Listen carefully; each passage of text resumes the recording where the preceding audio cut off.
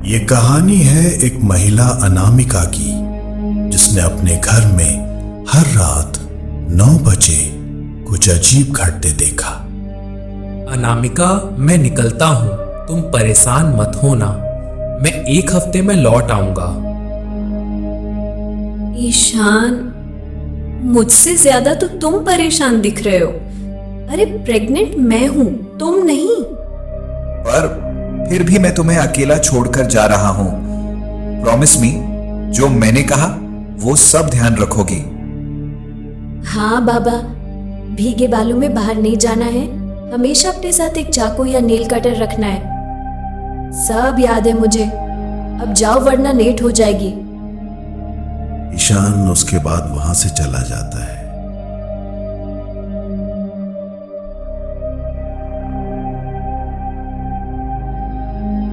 आज फिर वही सन्नाटा। काश पति जल्दी लौट आते। अनामिका का पति बिजनेस के काम से बाहर था और वह गर्भवती होने के कारण अकेली घर पर रहती थी। अनामिका धीरे धीरे खिड़की की ओर जाती है, पर्दे हटाती है। बाहर सब खामोश क्यों है? रात के 9 बजने ही वाले थे। अचानक पुराना टीवी ठक की आवाज से ऑन हो जाता है। अनामिका चौंक कर पीछे हटती है, चेहरा डरा हुआ, हाथ मुंह पर। हे भगवान, ये अपने आप कैसे चालू हो गया? ये सिलसिला कई दिनों से चल रहा था। ठीक 9 बजे टीवी अपने आप चालू हो जाता था। आवाज, कोई चैनल नहीं। अनामिका धीरे धीरे रिमोट ढूंढती है। बंद हो जा, प्लीज बंद हो जा। टीवी अचानक बंद हो जाता है। कमरा और भी डरावना हो जाता है। अनामिका पसीने से भीगी चेयर पर गिरती है। पर असली डर तो अब शुरू होने वाला था। घड़ी की टिक टिक अचानक बहुत तेज सुनाई देने लगती है। कोई है क्या यहाँ? अनामिका को एहसास हो रहा था कि घर में वो अकेली नहीं है। अचानक बालकनी से हवा चलती है, पर्दे फड़फड़ाते हैं। अनामिका धीरे धीरे बालकनी की ओर जाती है तो देखती है कि बाहर सड़क पर अंधेरा छाया हुआ होता है और एक आवारा कुत्ता रो रहा होता है। कुत्तों का रोना हमेशा किसी अनहोनी का संकेत होता है। मुझे वहम हो रहा है शायद। अचानक पीछे से टीवी दोबारा ऑन हो जाता है। स्क्रीन पर स्टैटिक नहीं, बल्कि एक महिला की परछाई दिखती है। अनामिका चीख पड़ती है।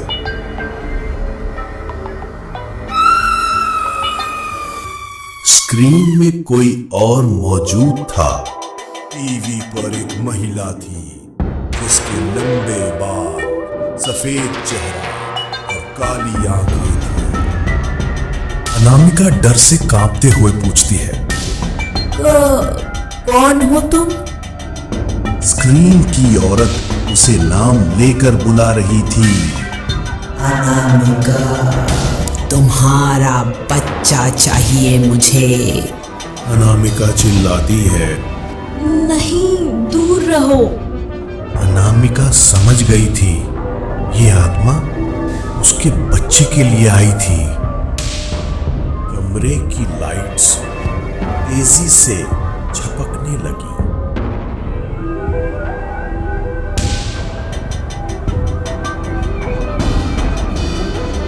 अनामिका दौड़कर पूजा घर की ओर जाती है। हाथ कांपते हुए दीपक जलाती है। अनामिका ने जैसे ही पूजा का दीपक जलाया, कमरा कुछ पल के लिए शांत हो गया। हे भगवान, मेरी रक्षा करना। अचानक दीपक बुझ जाता है। कमरा फिर से अंधेरे में डूब जाता है। अंधकार फिर से लौट आया। टीवी से महिला की हंसी सुनाई देती है।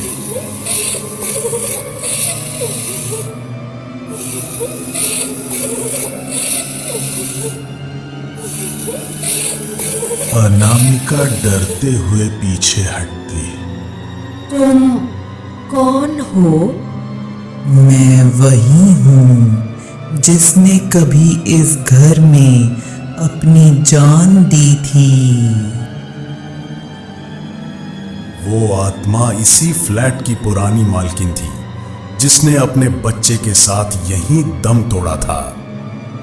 मुझे छोड़ दो, मेरा बच्चा निर्दोष है। महिला टीवी में चीखती हुई बोलती है। निर्दोष वही था जिसे तुमने छीना है। अनामिका को अब एहसास हुआ कि ये आत्मा अपने खोए बच्चे के लिए तड़प रही है। अनामिका फर्श पर गिरकर रोती है। मेरा बच्चा मेरा है, कृपया दूर जाओ। अचानक खिड़की अपने आप खुल जाती है। तेज हवा अंदर आती है, पर्दे उड़ने लगते हैं। हवा में चीखों की आवाज गूंज रही थी। अनामिका धीरे धीरे कमरे के कोने की ओर जाती है। महिला की आवाज गूंजती है। तुम बचा नहीं पाओगे। अनामिका कांपते हुए बोलती है। कोई है, मदद करो। और उस वक्त घर सुनसान था।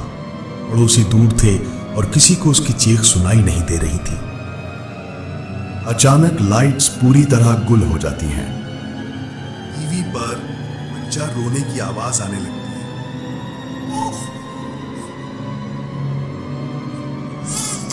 अब आत्मा ने रूप बदल लिया था। उसने बच्चे की आवाज निकालना शुरू कर दिया था।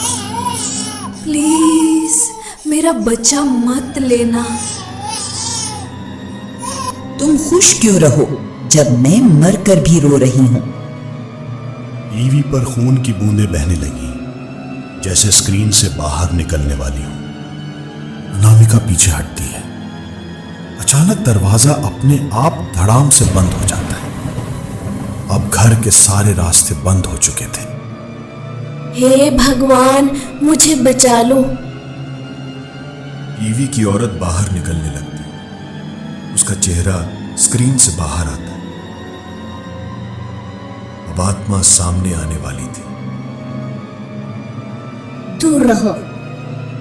महिला आधा शरीर बाहर निकाल लेती है। उसके लंबे बाल जमीन तक फैलते हैं। वो आत्मा अब इसी दुनिया में आ चुकी थी।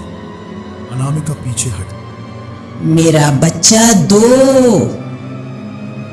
ये मेरा बच्चा है, प्लीज। आत्मा का गुस्सा अब अपने चरम पर था। अचानक कमरे में रखी फोटो फ्रेम टूट जाती है। अनामिका डरकर चीखती है। महिला धीरे धीरे अनामिका की ओर आती है।